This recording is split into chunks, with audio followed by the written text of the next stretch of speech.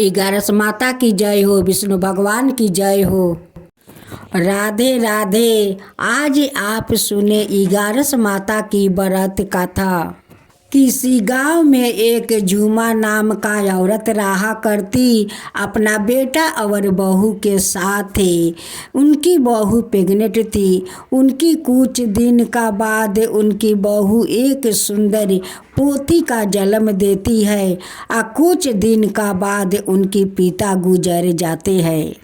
जब झूमा का बेटा का मृत्यु हो गया, मृत्यु के बाद झूमा अपना बहू और पोती को कभी कलंकित नहीं बनाई, कभी बदनाम नहीं की, उन्हें कभी दोष नहीं दी कि तुम्हारे कारण मेरे बेटा का मृत्यु हो गया। ये बात कभी झूमा अपना बहू और पोती को नहीं बोली। झूमा अपना पोती का नाम धनपति राखी, इसलिए कि उनके घर में बहुत सारा धन था, बहुत सारा धन, उसलिए अपना पोती का नाम धनपति राख दी। सास और बहू दोनों मिलकर धनपति का पोषण पालन करके बहुत बड़ी कर दी। अब तो पढ़ाया लिखाया, अब तो धनपति बहुत बड़ी हो गई, विवाह योग्य हो गई। लेकिन झूमा का बहुत श्रद्धा था कि मैं अपना धनपति को शादी देखकर मरूंगी, लेकिन लिखा को कोई मिटा नहीं सकता है। धनपति को शादी के पहले उनकी दादी का मृत्यु हो जाता है। कुंती का बहू अपना सासू माँ के अच्छे से संस्कार किया, काम क्रिया किया, सब कुछ बहुत श्रद्धा से किया। अपना सासू माँ के नाम पर बहुत सारा दान पुण्य ब्राह्मण विष्णु को दिया। कुंती दिल का बहुत सफैया थी, बहुत सफैया, उसलिए तो उनकी मृत्यु के होकर वो वैकुंठ को प्राप्ति कर ली। कुंती का 1 बरस मृत्यु का हो गया, तब जाकर धनपति के माँ धनपति के बारे में सोचने लगी कि मेरी धनपति तो विवाह युग हो गई है, इनके लिए मैं अच्छा घर बर ढूंढूंगी और ढूंढ कर अपना धनपति को धाम धूम से शादी कर दूंगी। इतना सारा धन मैं क्या करूंगी, मैं भी तो एक दिन वैस होगा, मैं भी तो एक दिन भगवान के पास जाऊंगी, तो ये सारा धन क्या होगा। मेरी अपना धनपति को पूरा धन दौलत देकर शादी करूंगी। अब तो धनपति के माँ अपना पड़ोसिन में जाकर सबसे कहने लगी कि बहन, आप लोग का नज़र में कोई लड़का हो तो मुझे बताना, जिसमें अच्छा घर द्वार हो, अच्छा लड़का हो। एक पड़ोसिन धनपति के घर आती है या धनपति के माँ से कहती है कि बहन, तुम लड़का खोज रही हो। धनपति के माँ कहती है कि हाँ बहन, मैं घर भर खोज रही हूँ, मेरा धनपति तो बड़ी हो गई है, अब मैं चाहती हूँ कि अच्छा घर बर मिल जाए तो अपना बेटी के शादी मैं कर दूंगी। ना जाने इस शरीर को कब क्या हो जाए। पड़ोसिन कहने लगी कि बहन, इसी गांव में एक माँ बेटा रहते हैं, उनकी पिताजी नहीं है, उनकी माँ अपना बेटे के साथ अकेला रहती है। उनकी अच्छा घर दुआर है, धन संपत्ति है, कुछ के कमी नहीं है बहन। वहाँ पर अपना बेटी का शादी करेंगी तो उनका कुछ का तकलीफ नहीं होगा। पड़ोसिन धनपति का माँ को लेकर उस लड़का को घर जाती है। लड़का के माँ देखते कहती है कि क्या बात है बहन। पड़ोसिन कहने लगी कि बहन, मैं एक रिश्ता लेकर आया हूँ, वो लड़की बहुत अच्छी है, धर्मी के है, पूजा पाठ करती है, बहुत संस्कारी है बहन, उसी लड़की को रिश्ता लेकर आई हूँ। अपना लड़का को बुला दीजिए, अगर दोनों आदमी का पसंद हो जाए तो आप लोग रिश्ता कर सकते हैं। लड़का के माँ अपना बेटा को बुलाती है। अब तो धनपति को माँ को देखकर लड़का तो बहुत पसंद हो गया, उनकी घर दुआर भी पसंद हो गया। तब कहती है धनपति के माँ कि बहन, मुझे तो सब कुछ पसंद है, अब आप आकर देख लीजिए हमारा घर, हमारा बेटी को देख लीजिए। माँ और बेटा धनपति को घर आते हैं। धनपति को देखते लड़का को माँ पसंद कर लेती है। कहती है कि बहन, आपको बेटी तो मुझे बहुत पसंद है, मैं राजी हूँ। चलिए आज भी ब्राह्मण को बुला लेते हैं। अब बुलाकर सब शादी ब्याह को दिन ठिकाना धरवा लेते हैं। वो लोग ब्राह्मण को बुलाते हैं या वही पर शादी को दिन पक्का हो जाता है। अब तो लड़का को माँ घर आती है। माँ अपना बेटे से कहती है कि मोहन, जाओ बगीचा से थोड़ा फूल तोड़ कर ले आओ, मैं अपना भगवान को पूजा कर लूँ, उसका बाद हम लोग ब्याह को तैयारी करती हूँ। जैसे मोहन फूल तोड़ कर डाली में ला रहा था, वैसे बांदर आकर उनकी फूल का डाली छीनकर भागने लगा। अब तो मोहन बांदर के पीछा करने लगा। बांदर दौड़ते दौड़ते एक बरगद का पेड़ था, उस पेड़ के पास 5-6 औरत लोग बैठकर 11 माता का कथा कह रही थी। बानर जाकर उसी समय जो औरत 11 माता का कथा कह रही थी, बांदर उनकी सर पर कूद गया और उसी समय उस औरत मिट्टी पर गिर गई। जब सामने मोहन को देखी तो औरत कहने लगी कि जैसे तू मेरे सर पर बांदर को कूदाया है, वैसे तू गदहा बन कर रहेगा। अब तब मोहन गदहा बन गया। अब बन कर उनकी आँख से झर आंसू गिरने लगा। अब उनकी माँ कहती है कि मेरा मोहन गया था बगीचा में फूल लाने, अभी तक तो आया नहीं।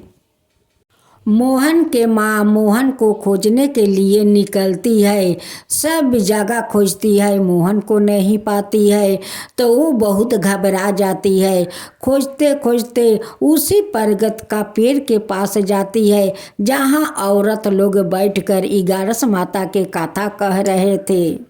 सबिन से कहती है कि बहन, आप लोग मेरे मोहन को देखा है? सब औरत कहने लगी कि मोहन तो तुम्हारा सामने है, वही तो तुम्हारा मोहन है, वो मोहन गधा बन गया है, देखो वही तुम्हारा मोहन है। मोहन के माँ कहने लगी कि मेरा मोहन कैसे गधा बन सकता है बहन, आप लोग कहते हैं कि गधा बन गया है, गधा बन गया है, वो कैसे गधा बन सकते हैं बहन। तब उस औरत कहती है कि मेरे शराब के कारण तुम्हारा बेटा गधा बन गया है, तुम्हारा बेटा बानर को मेरे सिर पर कूदाया और मैं उन्हें शराब दे दिया कि तुम भी गधा बन कर रहना। मोहन के माँ कहती है कि बहन, आप तो ऐसा शराप दे दिया कि मेरा बेटा गधा बन गया, परसों तो उनकी विवाह है, अब कैसे विवाह होगा बहन, कैसे होगा। मोहन के माँ कहने लगी कि बहन, अपना शराप वापस ले लीजिए और मेरे बेटों को अपना रूप में लाइए बहन, रूप में लाइए। औरत कहती है कि जो जबान से शराप निकल जाता है वो कभी लौट कर नहीं आते हैं। मोहन का माँ वहीं पर बैठ जाती है और रोने लगती है। 11 माता का पुकारने लगती है कि माँ, मेरे बेटा को देखो, परसों शादी है, मेरा बेटा को अगर शादी नहीं हुआ तो वो तो गधा बन कर रह जाएगा, और मेरा एकलौता बेटा है माँ, मेरा एकलौता बेटा है, मेरे बेटे को अपना रूप में ला दो माँ, ला दो, मैं भी आपको व्रत करूँगी माँ, मैं भी आपको व्रत करूँगी। मोहन का माँ अपना बेटा को लेकर घर आती है या बहुत रोती है, बहुत रोती है। अब उनकी रोना देखकर इगारस माता का सहन नहीं हुआ। वो रात को सपने में आती है और कहती है कि बेटी तू मत रो, बेटी तू मत रो, तेरा बेटा एक दिन अपना रूप में जरूर आएगा, बेटी जरूर आएगा, तू इगारस माता पर भरोसा रख बेटी। मोहन के माँ सपने में कहती है कि माँ परसों तो उनकी शादी है, अब मैं क्या करूँ, सब दिन ठिकाना तो पक्का हो गया है, परसों शादी करने जाना था माँ, अब क्या होगा माँ। इगारस माता कहती है कि बेटी तू चिंता मत कर।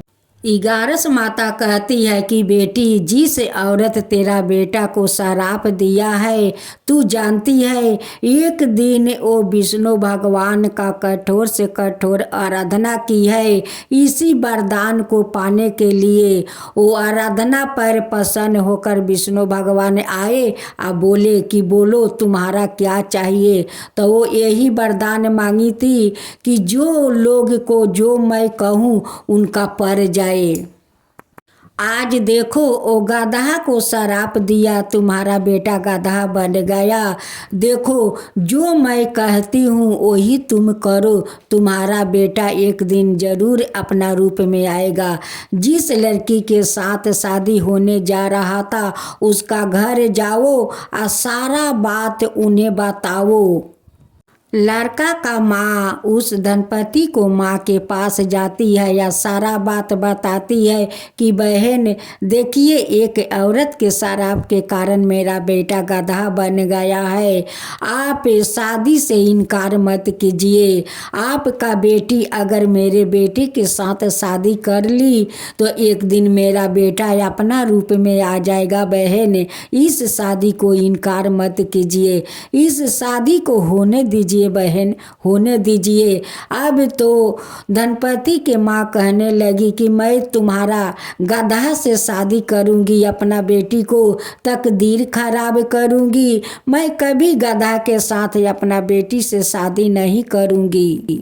मोहन के माँ कहती है कि बहन मैं आपको पैर पकड़ती हूँ, हाथ जोड़ती हूँ, ऐसा मत कीजिए, ऐसा मत कीजिए बहन, मेरा बेटा को जीवन बर्बाद हो जाएगा। बहन आपका बेटी तो इगारस माता के भक्त है बहन, वो चाहे तो मेरा बेटा को बर्बादी होने से बचा सकती है, वही उनकी रूप में ले आ सकती है बहन, वही ले आ सकती है। धनपति के माँ कहती है कि मेरी बेटी कोई देवी देवता तो है नहीं कि आपको बेटा को अपना रूप में ले आ सकती है, जीवन दान दे सकती है, वो तो एक मनुष्य है।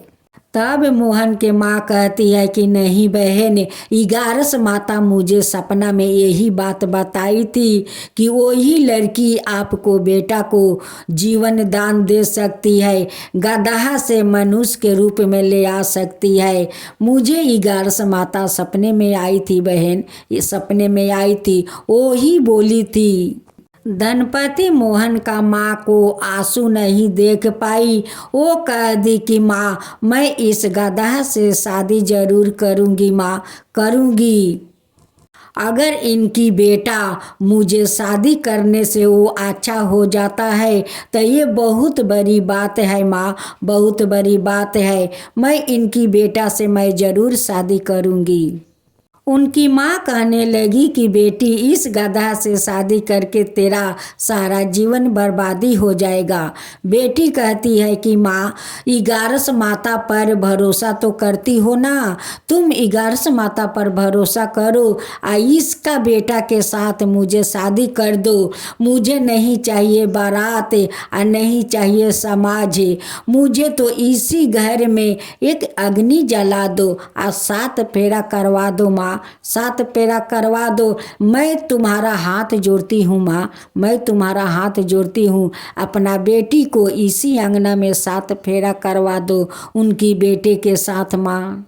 अब तो माँ मजबूर हो जाती है, उसी अंगना में आगिन धरा देती है। अग्नि कुंड को 7 फेरे अपना बेटी और उस गधा के साथ करवा देती है। अब तो शादी करके मोहन के माँ घर में ले आती है। आते आते धनपति 11 माता का व्रत शुरू कर दी। करते करते जिस दिन 11वां माता का व्रत पूरा हुआ, अब 12वां में उद्यापन करेगी। उसी दिन 11 माता आती है और उनकी पति को गधा से मुक्त कर देती है। 11 माता कहती है धनपति से कि बेटी, तेरा श्रद्धा भक्ति देख कर तो मैं बहुत प्रसन्न हूँ बेटी, बहुत प्रसन्न हूँ। आज तू 12वां उद्यापन करके 11 माता का तू प्रसन्न कर लिए बेटी। तू तो सावित्री से कम नहीं है बेटी, कम नहीं है। जैसे सावित्री जमराज से अपना पति को प्राण छीन कर लाई थी, वैसे तू भी अपना पति के गधा से मुक्त करवा लिया बेटी, करवा लिया। आज मैं तुझे आशीर्वाद देता हूँ बेटी कि जीवन जीवी तू सौभाग्यपति बन कर रह बेटी, सौभाग्यपति बन कर रह। माँ 11 सुहागपति बनने का आशीर्वाद देती है और उनकी घर में बहुत सारा धन संपत्ति भर देती है। कहती है कि बेटी, आज मैं बहुत खुश हूँ, बहुत खुश हूँ। ये जो धन तेरा घर में भर देती हूँ, तेरा धन कभी शेष नहीं होगा बेटी, शेष नहीं होगा। और तेरा पति को कुछ नहीं होगा बेटी, कुछ नहीं होगा। मैं अमर सुहाग रहने का फिर से तुझे आशीर्वाद देती हूँ। आशीर्वाद देकर 11 माता अंतर ध्यान हो जाती है। बेटा बहू अपना सासू माँ के आशीर्वाद लेती है। कहती है सासू माँ कि तुम सौभाग्यपति रहो, तुम जुग जुग जियो बहू, तुम्हारा सिंदूर जुग जुग बने रहे, बने रहे बहू, बने रहे, तुम्हारा सुहाग बने रहे बहू। तुम तो मेरे लिए सावित्री हो बहू, सावित्री हो, सावित्री से कम नहीं हो कि आज तुम अपना पति को गधा से मुक्ति दिलवाई है, तो तुम तो सावित्री से कम नहीं हो बहू। हे 11 माता, जैसे आप उस धनपति को व्रत के श्रद्धा भक्ति देखकर उनकी पति को गधा से मुक्त करवाया, उन पर कृपा किया, उनकी घर में धन भर दिया, वैसा ही सबको भरना है माँ, सबको भरना है 11 माता। सबके ऊपर कृपा करना, जो आपका कथा कहे, जो सुने, जो हुंकार भरे, उन सब के ऊपर कृपा करना है 11 माता, उन सब के ऊपर कृपा करना। 11 माता की जय हो, 11 माता की जय हो, विष्णु भगवान की जय हो, विष्णु भगवान की जय हो।